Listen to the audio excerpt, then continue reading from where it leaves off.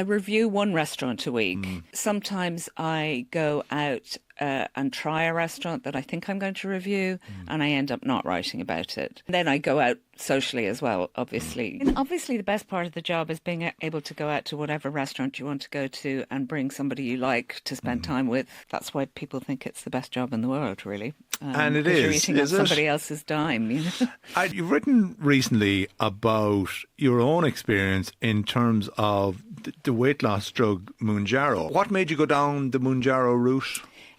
You know, like a lot of people who work around food, I was kind of heavier than I wanted to be, really, and it wasn't shifting. You read those things about don't eat, not eating ultra processed foods and cooking from scratch, and I would have always done all that stuff. So I talked to my GP about it, and she thought it was a good idea. Was the job part of the issue? Yeah, partly, I suppose, because restaurant food is made with lots of butter and salt and delicious things, and that's why it tastes as good as it does, and it tastes more interesting than the food we cook at home probably most of the time. From my personal experience, the impact on my appetite was pretty immediate. I don't want to eat very heavy food because I find that I will just get full very, very quickly, so I tend to go for lighter things than I might have done in the past. I mean, I know other people have not had, as straightforward an experience as I have had. It's very individual.